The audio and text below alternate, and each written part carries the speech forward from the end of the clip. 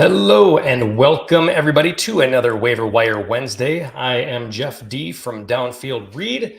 Thanks for tuning in to another week. If you haven't noticed already, I am all by my lonesome today.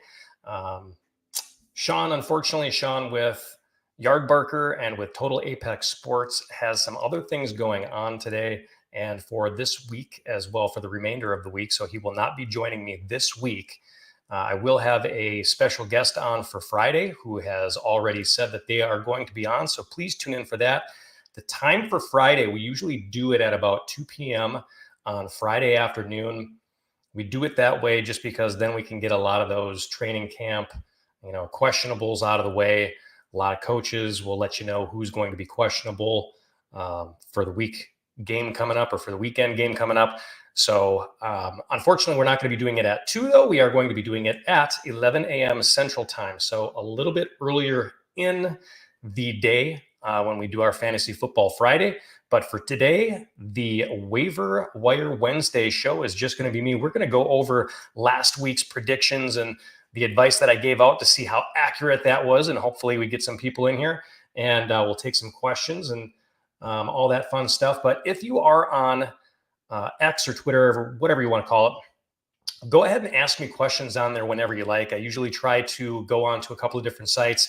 And if I see that people aren't having their questions answered, I'll just kind of jump in and I'll give my own 2 cents on it.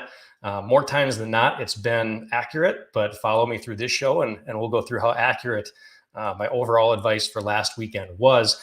Something else that you'll also probably notice, it is Halloween weekend coming up. Maybe, unless you had a party this last weekend like I did. So the facial hair here, I had to get rid of the beard because my beloved Ravens had lost last week to the Browns, but decided to turn that into a Jack Sparrow costume over the weekend. So that's why the funky mustache and beard, that's what you're seeing here today. So let's get into it, huh? We've got Halloween coming up on Thursday. I've got my Camp Crystal Lake shirt all ready for Halloween. Love Halloween. It's one of my favorite holidays ever. But let's go ahead and let's get into the week real quick. We had some really big announcements before we start getting into the fantasy football side of it. We had 3 big things that actually happened today. Number 1, and 2 of them included a current Ravens team and then former Baltimore Raven. We'll get into the former right now, and that is the Indianapolis Colts have decided that Anthony Richardson said the thing out loud that he shouldn't have said out loud, as far as being tired and running around and blah, blah, blah, blah, blah. My own personal take on that is that, you're getting paid millions of dollars. If you were hurt and, couldn't get in your calisthenics or your conditioning or whatever it is, that's on you to make sure that you can actually go out and play for 3 hours on any given Sunday. So to come out and say, hey, you know what, I'm not going to play this down because I'm tired right now, probably could have kept that one to himself. Head coach Steichen didn't like that too much, so he's going with Joe Flacco this weekend, which, whether that's the win now mentality and giving up on AR or teaching the young man a lesson to always come prepared and always give it your all, whatever the case is, that bodes well for anyone who held on to Josh Downs or any other wide receiver, Alec Pierce, coming out of Indianapolis. They are generally a lot better off with Flacco passing the ball. Obviously, AR getting a lot of criticism for not having a very good completion percentage, not being able to get the ball downfield. And yes, if you look at all of the plays, no, they weren't all his fault. But I do have to say this, with a lot of those incompletions where he did have pretty good accuracy on his throws, he's throwing it into real tight coverage on a lot of those. So you can't expect the wide receiver to make a play on the ball when there's a guy draped all over him. You're throwing into double coverage. You're throwing into not optimal situations here now as professional wide receivers. Should they be catching those balls? That's arguable. But other quarterbacks are not doing that kind of thing. They're looking for the open guy. There's usually somebody always open. Otherwise, hey, he's got legs. He can run too. So we all know that. So that's news number 1. Number 2 is Stephon Diggs, wide receiver for the Houston Texans. Unfortunately, out for the rest of the year. And what another blow to the Houston Texans after having to put Nico on the IR for a few weeks. And apparently that's not going very well for Nico Collins. Now they lose Stephon Diggs. So from a fantasy viewpoint, some of you might be wondering, well, who do I pick up? Well, Tank Dell is owned in about 95% of all leagues. So good luck trying to get Tank Dell anywhere. I think Xavier Hutchinson is the next wide receiver up. He's probably not owned in very many leagues. We'd have to, kind of get into that, dive in a little bit more. I don't think that's going to be your best play, though. I think your best play is probably going to be Dalton Schultz. He hasn't been that great of a tight end fantasy point wise this week, but he does or this year actually, but he's only owned in about 60% of all fantasy leagues. So you can go out and you can pick him up. I think he's going to be one of the bigger beneficiaries of Stephon Diggs, unfortunately, being out for the rest of the year. And then the third piece of news that we have today is that the Baltimore Ravens have traded to get former wide receiver from the Pittsburgh Steelers, Deontay Johnson. What a great pickup for them. He was on the Carolina Panthers this year, not doing great things. Everybody knows the situation that's happening in Carolina right now with Bryce Young being the quarterback, Andy Dalton being the quarterback, then Bryce Young being the quarterback again. So what does that mean? It means that the ball is going to get placed much more evenly, I guess, spread out in that Baltimore offense if Todd Monken can figure out what he's doing there. Hint, if you have Derrick Henry in your backfield and you're only giving him the ball less than 15 times, you're going to lose like you did this last week. Anytime that Derrick Henry does not touch the ball at least 15 times, you're going to lose. He touched it 11 times. They lost to the Browns. It's not all on the offense. There were a lot of different bad things with that game. You had defensive backs that were dropping the ball. You had wide receivers that were dropping the ball. You had balls that were overthrown.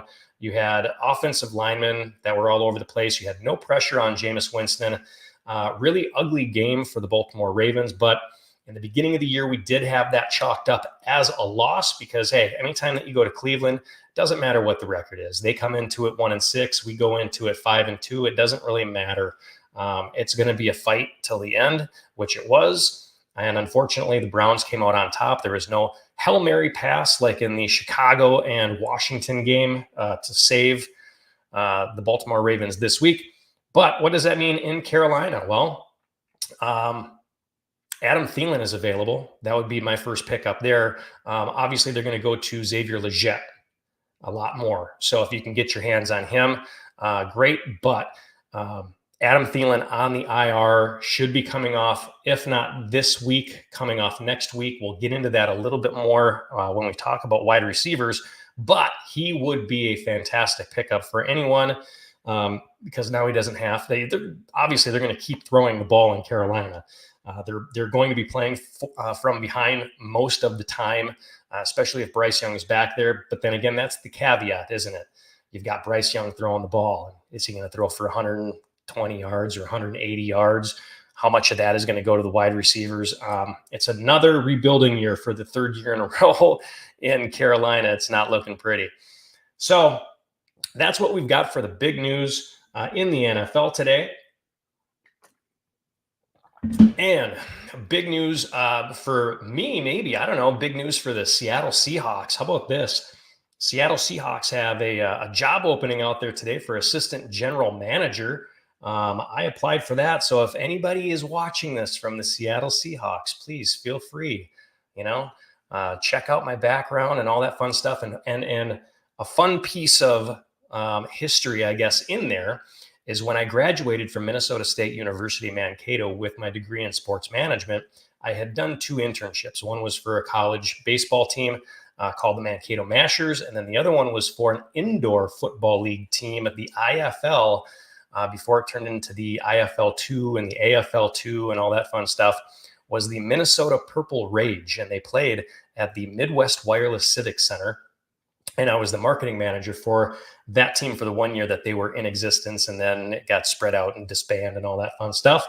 But after I graduated from Minnesota State University with my bachelor's in sports management, plugged myself, I applied to all 32 NFL teams and only one team got back to me. And that was the Seattle Seahawks. They offered me another internship. They said it was nothing that they could guarantee past 1 year. And me living in Minnesota decided, I think I'm going to pass on that. So, word of advice to everyone, if you're ever offered an internship in the NFL, take it.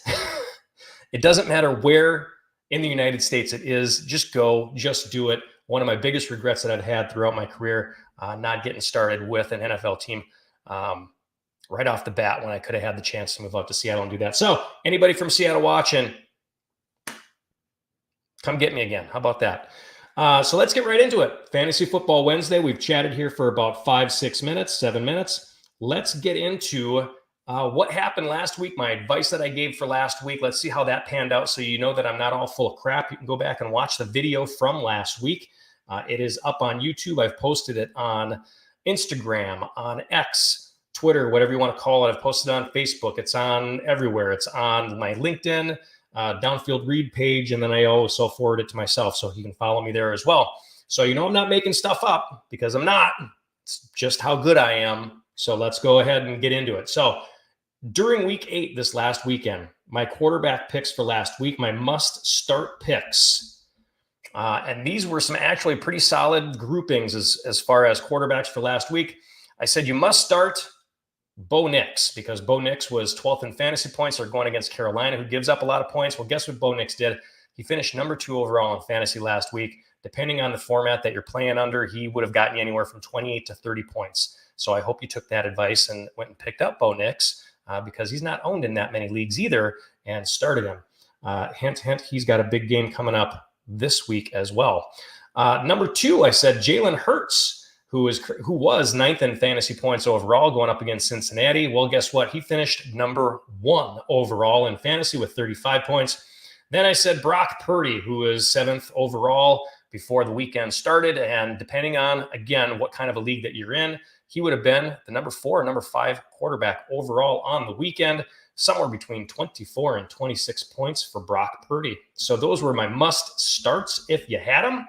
One of those guys in there could have been a sleeper or a waiver wire pickup with Bo Nix in there. He might still be available. I expect him to be gone in most leagues after this waiver wire.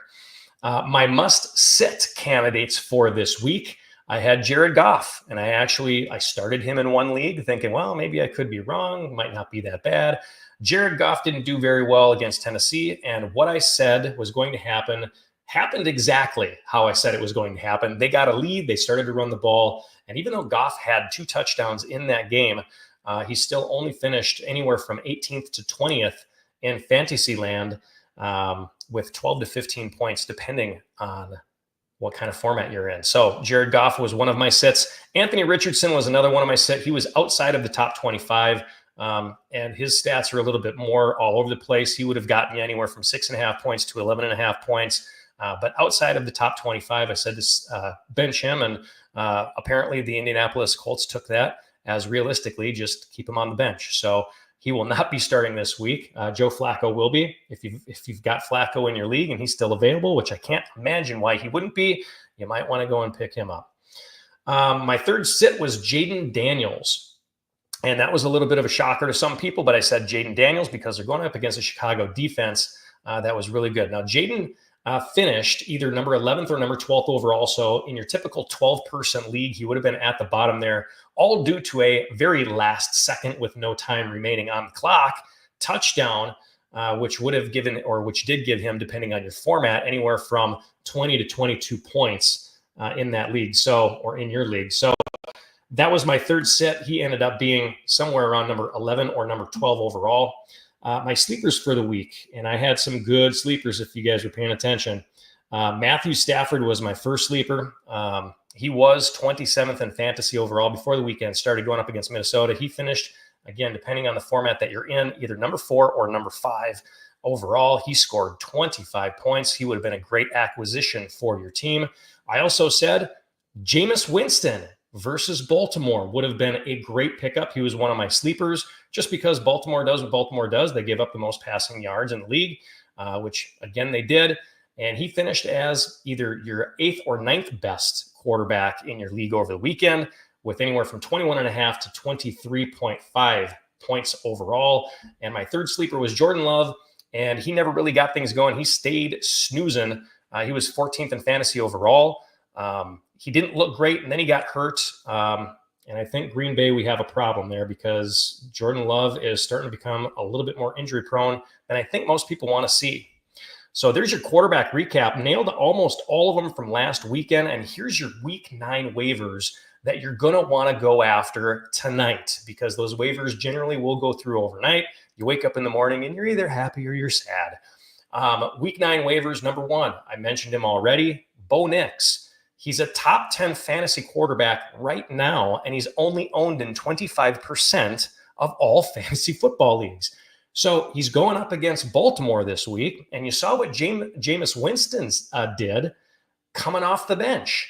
So in his first start of the year with the Cleveland Browns, who were less Amari Cooper. So go after Bo Nix. You got to pick up Bo Nix. If he's not at least a backup on your team, go get him. He's going to have a big weekend again. Number 2 is going to be Matthew Stafford again. He's still out there. He's still doing well. He's only owned in 40% of all fantasy football leagues. And guess what? What you saw last Thursday night, he got Puka Nacua back. He got Cooper Kupp back. And now they had 10 days to kind of regroup a little bit. And he's going to be good again. The Rams D is bad enough to where it means that they'll have to pass a lot to stay in these games. If Cooper Kupp doesn't get traded, which is some of the rumors out there, Ravens didn't get him today. Nobody seems to be going after him. Maybe he'll go to the Bengals. I'm still expecting 1 or 2 teams to make a play on wide receivers yet before that trade deadline of the 5th. But as long as he's got Cooper Kupp and Puka Nacua there and Kyron Williams in the backfield, Matthew Stafford's going to be a solid pickup. Only owned in 40% of fantasy football leagues. Go out there and get him. You got a 50-50 on whether or not he's going to be there or not. This one is a little less likely, but Sam Darnold. Sam Darnold is owned in 2/3 of fantasy football leagues. He's been sputtering lately, but he has a relatively easy schedule coming up, including Indy this week. So if one of these 3 guys, those are my top 3 waiver guys. If you're looking for a quarterback, if your team is on a bye this week, if you've got Brock Purdy, go out and get one of these guys if you didn't already have a backup for Brock. Moving on to the halfbacks here. So just to kind of recap how I usually do this, I've got my halfback 1s and my halfback 2s, and then I got my sleepers and my sit people. So my must start coming out of the top 12 that before the week started in the running back category, I had Jordan Mason. And this one, I tell you what, running backs as a whole, still pretty solid picks overall from last week. Jordan Mason would have been great if he hadn't gotten hurt in the first quarter early. Now, Guerrero took over. He finished 12th overall on the weekend for running backs with 17.7.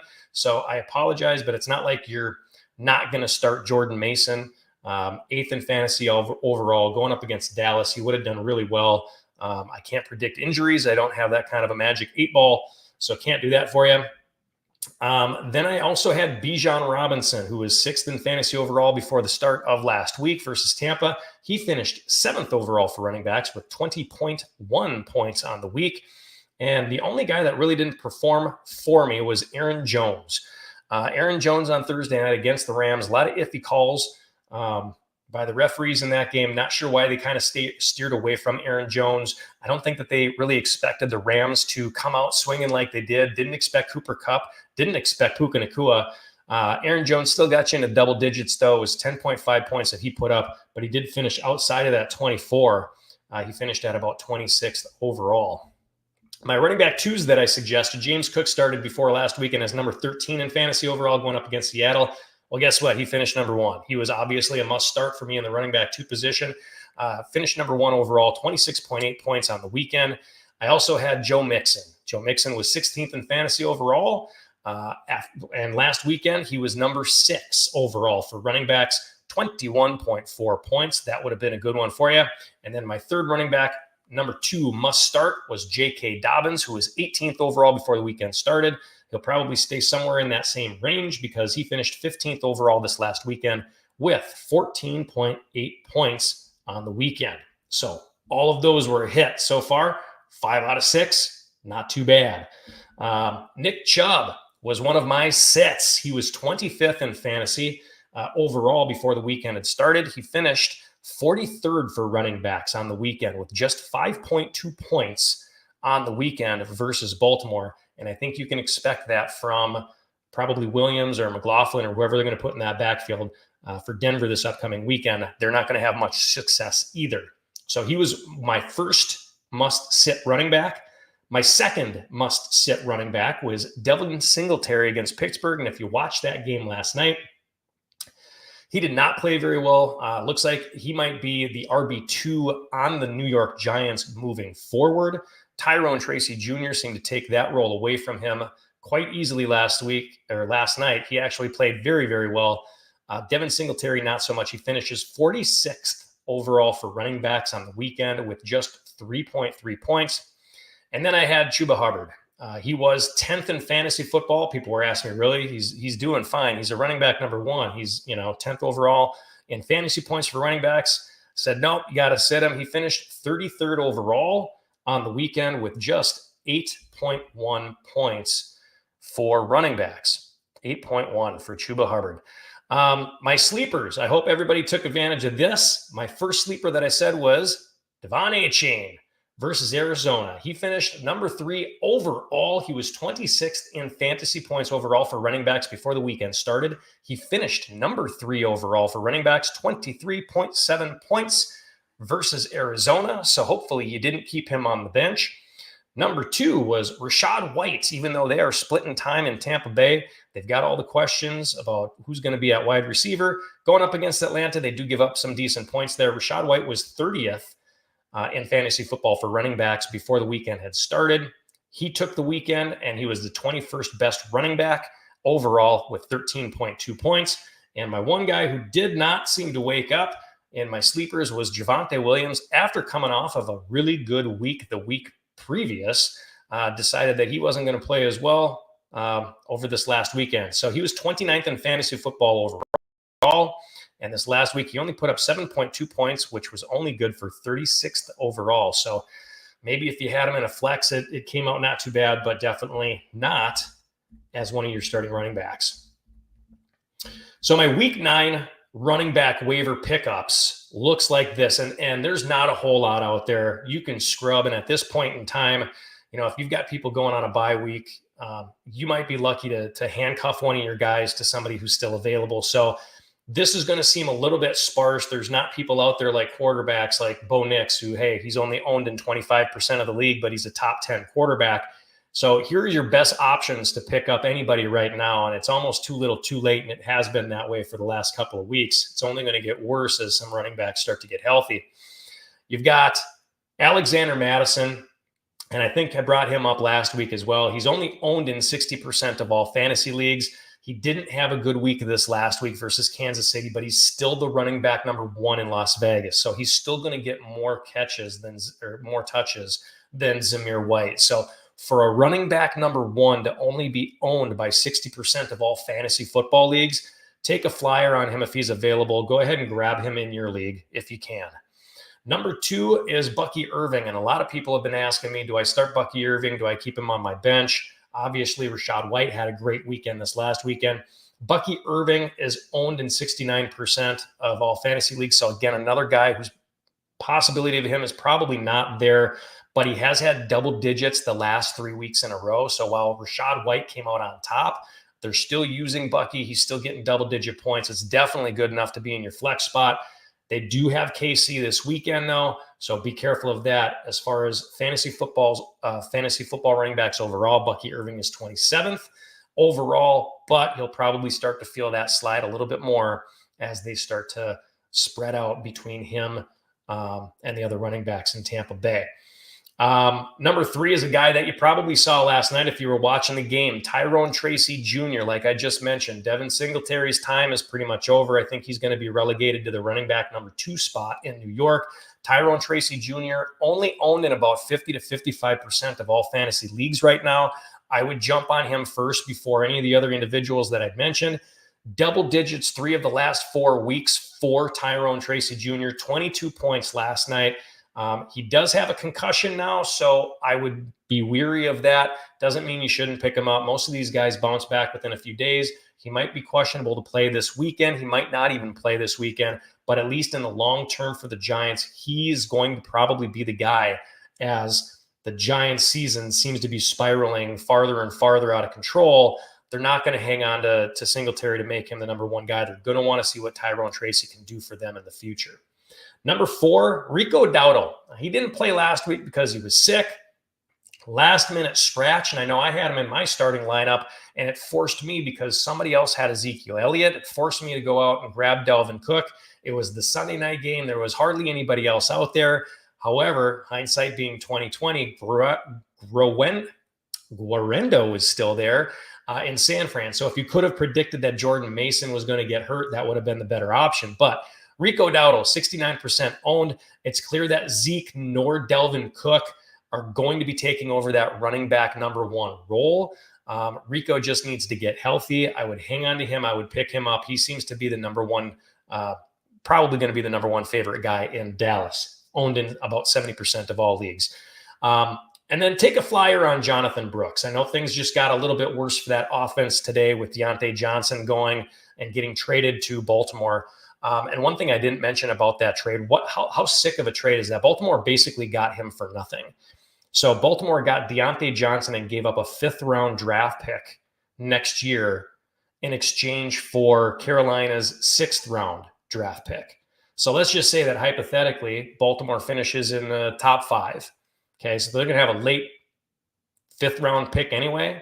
Maybe they'll be picking, they'll have the 27th pick or the 26th or the 28th pick in the 5th round that they just gave to Carolina for what? Carolina's terrible. They're going to have a bottom 5 pick. So you move back maybe 10 spots at the most.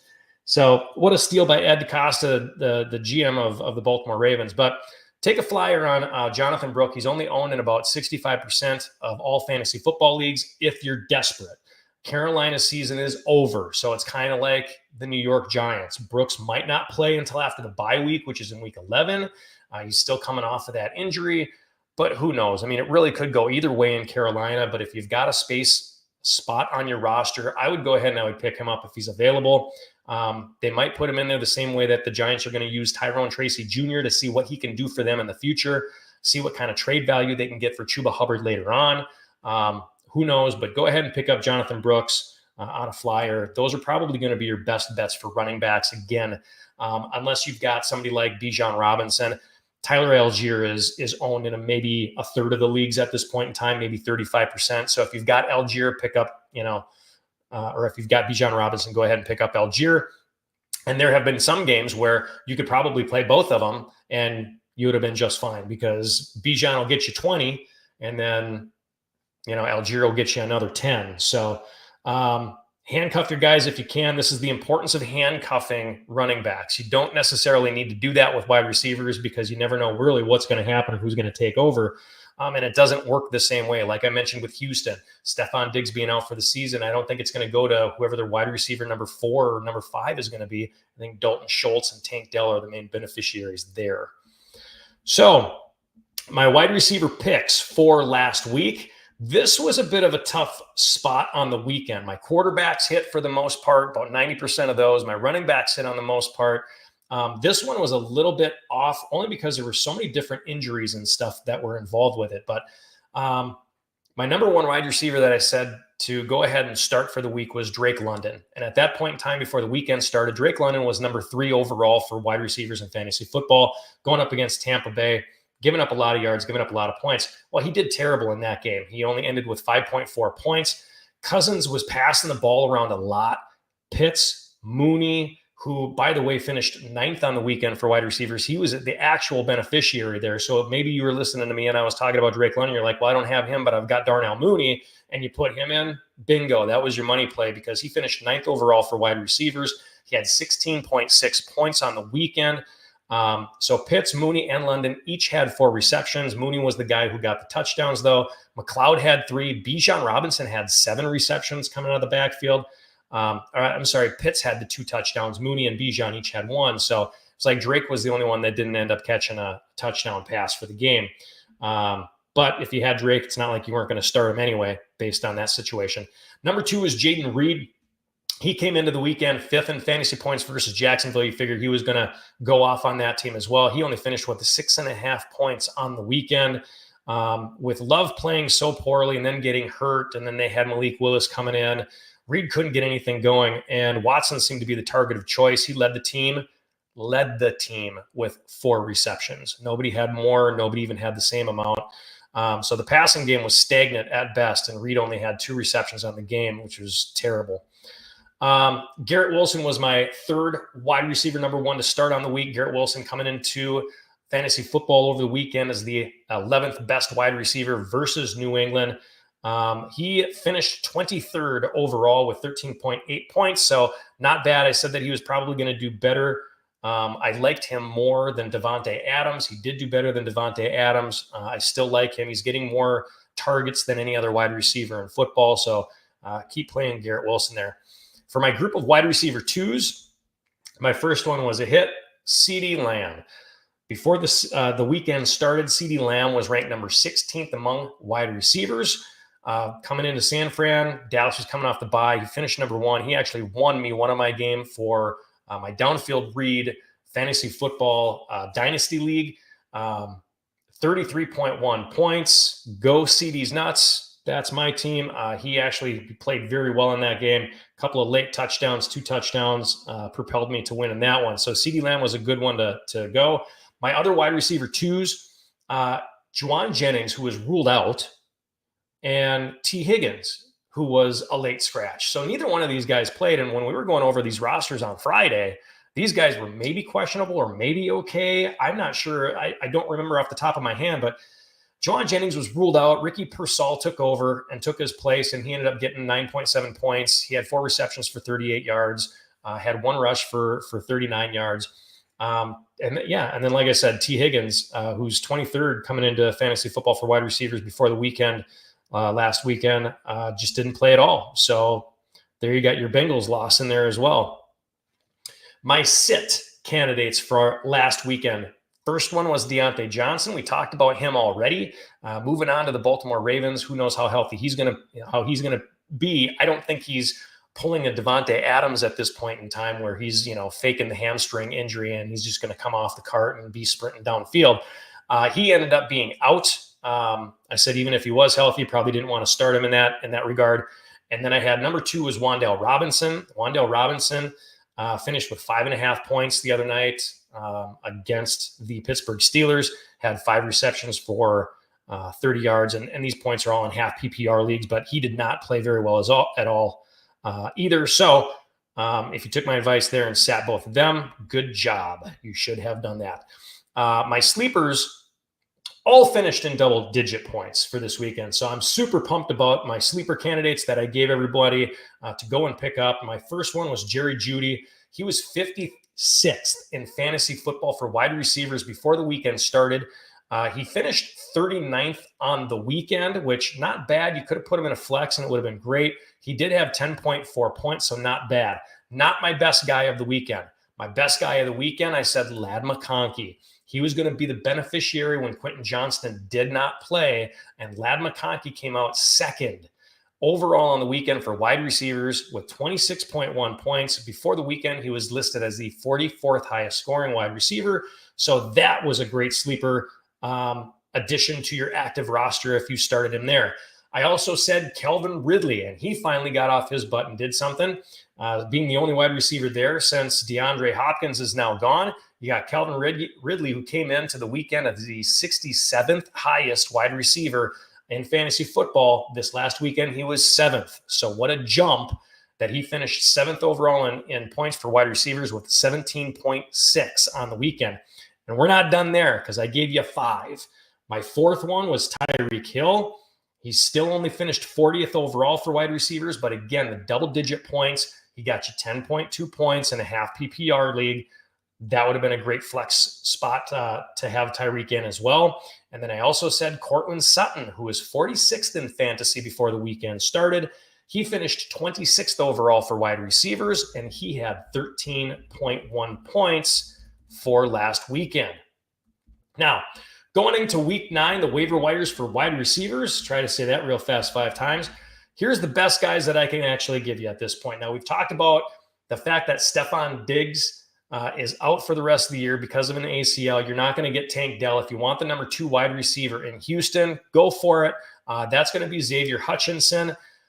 You can get him depending on who else is going to put a bid in for him, because he's only owned in 1% of all fantasy football leagues. So with Nico still on the IR and the complications that he's having trying to get back, Stephon Diggs tearing his ACL, it's going to be Tank Dell. And then, like I said, I think it's going to be more Dalton Schultz, but Xavier Hutchinson is in line to be that wide receiver 2 for the Houston Texans. Outside of that, we'll go to another Xavier. How about Xavier Legette? Now, we just talked about Deontay Johnson being traded. Xavier Legette goes to being the number 1 wide receiver in Carolina. He's only owned in 15% of fantasy football leagues, so there's a very good chance that you can get him too, and I would jump on top of him. Is that going to change when Adam Thielen comes back? Yeah, probably, but for the time being, he's going to get the vast majority of all passes thrown by whoever they got back there. If it's going to be Bryce Young or if it's going to be Dalton, whatever. Not a lot of catches so far this season for Legette. But he finds the end zone. I think he's got 3 touchdowns within the last 4 or 5 games. So he is getting in the end zone. And before I actually had question marks, will Deontay Johnson be traded? And sure enough, here we are a couple hours later, he was. So I would go out and grab him. Only 15% of fantasy owners have him. Another one, Cedric Tillman. I told you guys about Cedric Tillman last weekend. I went out and I picked up Cedric Tillman. And I left him on my bench because it was kind of a wait and see type of a pick to see what Jameis Winston was going to be like. Cedric Tillman only owned by 20% of all fantasy managers. He went off last week. Now, he has a tough schedule ahead, but with Jameis Winston throwing the ball, he could be solid because Winston doesn't care. He'll throw 4 interceptions and 4 touchdowns. It's not going to hurt Cedric Tillman if he's throwing interceptions. Just means that you're going to have to throw the ball more. But in the last 2 weeks, Tillman, 14 points, 25 points. I'm putting him in my starting lineup this week. Go out and get Tillman because I think he's going to have another great week ahead of him. Another one, Keon Coleman for Buffalo, only 42% owned in fantasy leagues. A bit of a gamble with Shakir and with Amari Cooper here, but he has had about 15 points in the last 2 weeks. I think it's been 14 points and 16 points, somewhere around there. So you're kind of getting some consistent play out of Keon Coleman. You could do a lot worse than Keon Coleman. There's a 60% chance you go out and get him. He might be a valuable piece to your team. We've got Ladd McConkey, who I brought up before. McConkey owned in 63% of fantasy leagues, which is beyond me. With Quentin Johnson out, the Chargers are showing that they're going to be a little bit more of a passing team. Herbert looked refreshed last week. I don't know if there's something going on with Jim Harbaugh there, but McConkey, I would go out and I would grab him right away. And then my last one is Calvin Ridley. Mentioned him before, having a great week, finally getting some catches, didn't get into the end zone, but he's only owned in 69%. So there's a slim chance you could get him, but with D-Hop gone, and he's going to be the wide receiver number 1 there. They're going to be airing it out. They've taken out Will Levis. They've got Mason Rudolph in there now. Maybe he's going to be better for the passing game, but he finally broke out. Look at his remaining schedule. That's all I got to say. Look at Calvin Ridley's remaining schedule. It looks awesome if you're a wide receiver. This is one of the best schedules out there. So if he's available, go out and grab him right away. So those are my waiver wire pickups for week 9 when it comes to wide receivers. For tight ends, more consistency with the tight ends. My top 3 tight ends for last week, I had Tucker Kraft, who was 3rd in fantasy points overall for tight ends coming into the weekend. He finished the number 7 as the number 7 tight end in the group, had 15.3 points on the weekend. He would have been a great start for you. I had Kyle Pitts, who was coming in as the 6th best tight end in fantasy football, and he finished number 2 on the weekend with 23.1 points. And then I had Brock Bowers in there, 2nd in fantasy coming into the weekend. Unfortunately, met up with the KC team that wanted to shut him down. Still got you 8.3 points, not terrible, but it was 18th overall for all tight ends. So Brock Bowers finally kind of back to reality here. And if that's the reality, 8.3 points, I'll take that every week. The guys that I told you to sit, I said Isaiah Likely. And before the weekend had started, he was 8th in fantasy football points overall for tight ends. He was taking a backseat to Mark Andrews. He finished 24th overall for tight ends with 6.7 points. Andrews was number 10 overall with 12.1. So it looks like the resurgence of Mark Andrews. I don't know if he was still kind of nursing something in the beginning of the season or trying to get back in the swing of things from that ankle injury from last year. But that whole offense now, you're looking at what a dynamic offense that's going to be. You've got Deontay Johnson, Zay Flowers, Bateman, Likely, Andrews. You've got 5 great wide receivers out there. Wow. I mean, you could spread out. Doesn't really matter. You can put Deontay in the slot. You can put Zay Flowers in the slot, Bateman on one side. That's going to be a fun offense to watch going forward. We'll get into, who you should start and sit, all that fun stuff on Friday. So my sit candidates, like I said, Isaiah Likely was one of them. Pat Freiermuth was another one. Pat came into the weekend, the 11th highest scoring tight end in fantasy, said to put him on the bench, keep him back. He finished 41st overall for tight ends, only 2.9 points on the weekend. So hopefully you listened to me on that one and picked up one of your sleepers. And the sleepers, I gave you 4 sleepers, and 3 of them hit marvelously. Cade Otton was my number 1 sleeper. He finished, he was 13th in fantasy points overall for tight ends coming into the weekend. He finished number 1 with 24.6. So he was definitely a beneficiary of Godwin and Evans not being there in Tampa Bay. Another one was Travis Kelce. He was 14th overall in fantasy before the weekend started, going up against Las Vegas. Now the addition of D-Hop freed him up. He finished number 4 overall for tight ends with 20 points. I said David Njoku, who is 21st in fantasy for tight end points, going up against Baltimore, and he finished 8th with 14.6. And then Jonnu Smith was the one that I missed on here. Jonnu Smith, 15th in fantasy points for tight ends coming into last weekend. Going up against Arizona, figured he could be able to pick them apart. He finishes with 4 points and number 34 overall for tight ends. Not great, but again, he's another one of those guys. Look at his schedule coming up, see what's going on with that team. I still think Jonnu Smith could be a viable part of a lot of people's lineups. So who are we looking at for the Week 9 waiver targets for tight ends? Well, real easy. We're looking at, number 1, we're looking at Zach Ertz. He's only owned in 29% of all fantasy football leagues, yet he is the 10th highest scoring tight end in the league. He's recorded back-to-back double digits weeks, and I can't believe he's not even owned by 30% of all fantasy managers. Is it the name? You don't like Zach Ertz? Is it the team? You don't like the Commanders? I'm not sure what it is, but he is definitely a guy that you should target. I mentioned Jonnu Smith before. He's only owned by 6% of all fantasy teams. He's 18th overall, so yes, he does fall out of that top 12 tight end tier. He had a down week this last week, but he has a favorable schedule over the next 5 weeks. So if you've got somebody who's maybe on a bye or they've got a tougher schedule, look at Jonnu Smith. He could be a great fill-in over the next month or so. Number 3 is Cade Otton. We talked about him. He had a great week.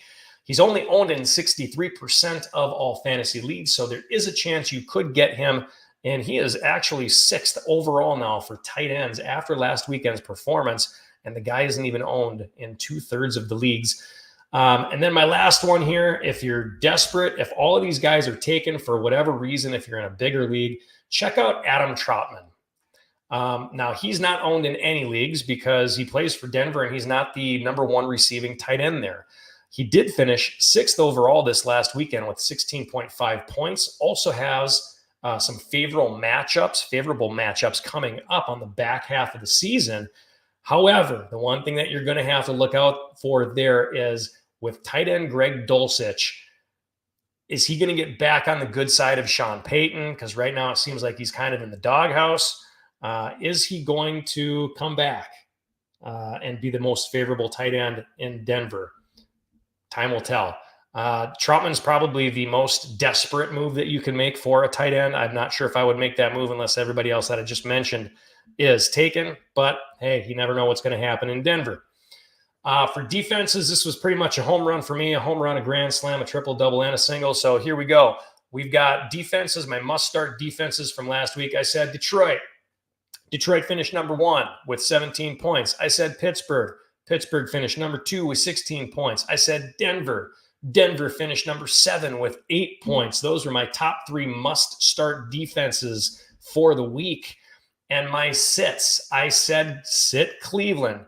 Before the weekend started, they were number 12 overall in fantasy. Going up against Baltimore, well, they tied for 19th with just 3 points on the weekend. I said sit Seattle. They were currently 10th in fantasy points overall. Going up against Buffalo, they were tied for 24th overall this last weekend with just 2 points that they would have given you. Here's my one miss on it. I said sit Buffalo. I didn't think that they were going to do much on the other side of the ball with Seattle. They actually finished 5th with 10 points overall. So, sleepers, when we get into those, my 3 sleepers, I actually had 3 sleepers and then 1 super sleeper. My first sleeper that I said, Houston. Houston was 13th in fantasy overall, and they were going up against Indianapolis. They finished the weekend 4th with 11 points. I said Kansas City. Kansas City was kind of a middle-of-the-road defense. They were 16th before the weekend started in fantasy versus Las Vegas last weekend. They were 6th, and then they would have gotten you around 9 points. Then I said the Jets, and there's my one miss. On the sleepers, they snoozed out again. I don't know what the hell is going on with the Jets, but the Jets were 15th in fantasy overall, going up against New England. They were tied for 24th with just 2 points on the weekend. My super sleeper was Arizona versus Miami because Miami was playing so badly. Arizona did not come through for me. Arizona tied for 19th overall on the weekend with just 3 points. That was my super sleeper if you really needed to get a defense and you're looking for a good matchup there. Week 9 defensive waivers. If you've got a team going on a bye, these are the teams that you're going to want to look at, not just for now, for this week, but look at the remaining schedules that they've got as well. So number 1 is going to be the Los Angeles Chargers. Currently, they are 8th overall for a defense. They're only owned by 2/3 of all fantasy leagues. So their next 2 weeks are very favorable. Go ahead and look at that. I think it's Cleveland and Tennessee. Next couple of weeks are very favorable. So if you needed somebody in the short-term interim, the Chargers are going to be one of your teams that you're going to want to go after. Second one is going to be the New Orleans Saints. They are currently the 14th highest scoring defense in fantasy football. They're only owned by 1/3 of all fantasy football managers, 34%. Several favorable matchups in the back half of the season. I'm thinking about scooping up the New Orleans Saints. You should be thinking about scooping up the New Orleans Saints. They're not a bad defense, and when Carr comes back and they start getting all these pieces back together again, the defense can step up and play a little bit better as well. But look at their schedule for the back half. Not bad. Washington is my third one. Washington is currently 16th overall. They are only owned by 13% of fantasy managers. They also have several favorable matchups toward the end of the year here, kind of like Kansas City defense that came in 16th overall before this last weekend. They can still put up points. They can still be good defenses for you. So play the matchups. Don't always, go for, hey, you know what? The Denver Broncos are a really good defense. Yeah, look at the back half of their schedule coming up here. You might not even want to keep them on your team for very long. The Buffalo Bills are another one. They don't have a very favorable matchup or a very favorable schedule with the second half of their schedule coming up here. So some of these teams that I'm saying, they're going to be playing against kind of the lower tier offenses like Tennessee, like Cleveland, like New England, Carolina. You're going to have some of those matchups where they're going to come out and it's going to look very easy. So make sure that you're taking a look at that because this last weekend I won one league by 3 and I won another league by 0.5 point. If you're not paying attention to that stuff, your defense could get you 13 or they could get you 3. You just lost on the week. So definitely check those things out. That is pretty much all that I've got for the weekend. Thanks for tuning into the Wednesday Waiver Wire show. I hope you get all your stuff put in for tonight in all of your different leagues. Look at the matchups. If you've got any questions for me, again, the best way is probably to go ahead and message me on X. I usually respond to that faster than anywhere else, Instagram or LinkedIn or Facebook or whatever. So please go there and check me out there. Follow along, like everything, all that fun stuff. And again, so all of my info, boop, boop, boop, boop, boop, right down there. We've got our Fantasy Football Friday show, which we usually do at 2 o'clock Central Time. Fridays, we are not doing at 2 o'clock. It is going to be at 11 a.m. in the morning. So make sure that you're ready for that. Otherwise, you might as well just go to YouTube, follow my page, and then as soon as we get it loaded up and taken care of, me and my very special guest, who is also a very knowledgeable individual on fantasy football, please come and see us and watch along and all that fun stuff. If you have any questions until then, let me know. Otherwise, follow along, get all your info, and we will be chatting with you on Friday. Thank you, everyone, and we will talk to you soon.